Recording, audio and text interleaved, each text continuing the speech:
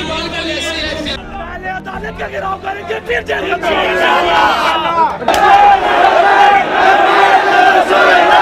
जी नाज़रीन, हमज़ा काज़मी गुस्ताहे सभा के ख़िलाफ़ जो हफ्ते वाले रोज़ जो एक जज ने फ़ैसला सुनाया था उनकी ज़मानत मंजूर करके, तो उस वक्त आप देखा आपने कि जो वकला थे वो भी सरापा एहतजाज थे और जो सिविल लोग थे वो भी सरापा एहतजाज थे। और जो कोर्ट के अंदर दाखिल होने की कोशिश की, जिसमें जो वकला थे 3 वकला, उनको पुलिस ने गिरफ़्तार कर लिया FIR दर्ज करके।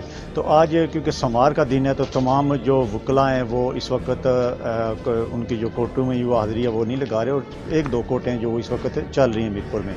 तो आप देख सकते हैं कि मीरपुर में पुलिस की जो तैनाती है, एक्स्ट्रा पुलिस नफरी बुला ली गई है पूरी कचहरी के अंदर। आप मुख्तलिफ पॉइंट पे देख रहे हैं कि मुख्तलिफ पॉइंट्स पे पुलिस तैनात है।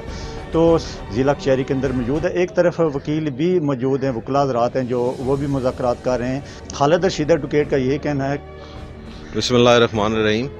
ये मैं समझता हूँ इंतहाई अफसोसनाक वाक़या हुआ, और ये बात अपनी जगह दुरुस्त है कि जो कुछ हुआ वो नहीं होना चाहिए था। लेकिन इस तरह के मजहबी इश्यूज़ में बड़े सोच समझ के मामलात करने चाहिए।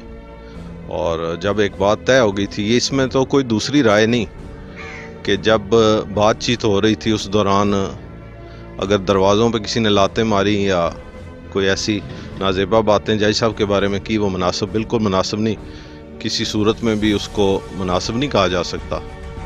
लेकिन जब मामला तय हो गया था और उसके बाद फिर FIR कराना, फिर वकला की गिरफ्तारी कराना, तो मैं समझता हूँ कि इससे मामला एस्केलेट हुआ, और ये बातचीत से सेटल हो जाए तो ज़्यादा बेहतर है। सारी बातें वैसे भी बातचीत से ही सेटल होती हैं। तो जहाँ तक इसी इशू की बात है, ये मजहबी इशू था, और इस तरह के मामलात में इस तरह के वाक़यात हो भी जाते हैं। तो मैं समझता हूँ कि अगर जज साहब उसकी बेल रिजेक्ट करना चाहते थे तो एटलीस्ट पुलिस और इंतज़ामिया को बिफोर टाइम इन्फॉर्म कर देते और वो कॉर्डन ऑफ कर देती और ये सारा मामला ना होता। क्योंकि सुबह से ही कचहरी में मैं देख रहा था कि 200-250 लोग, सिविल लोग यहाँ पर मौजूद थे, और उनकी कोई इंटेंशन जो है वो सामने नज़र आ रही थी। तो इन्होंने जो कुछ किया मैं समझता हूँ कि वो दुरुस्त नहीं है। लेकिन अभी भी जो है वो इस मसले को सेटल किया जा सकता है, और जहाँ तक जो लॉयर्स गिरफ़्तार हुए हैं उनकी हम रिहाई का मुतालबा करते हैं और इस मामले को कानूनी तौर पर सेटल कर लें, क्योंकि रिव्यू पिटीशन ऑलरेडी फाइल भी हो चुकी है और उस पर उन्होंने स्टे ऑर्डर भी दे दी है। तो मैं ये समझता हूँ कि उसके बाद ये मामला नहीं होना चाहिए था।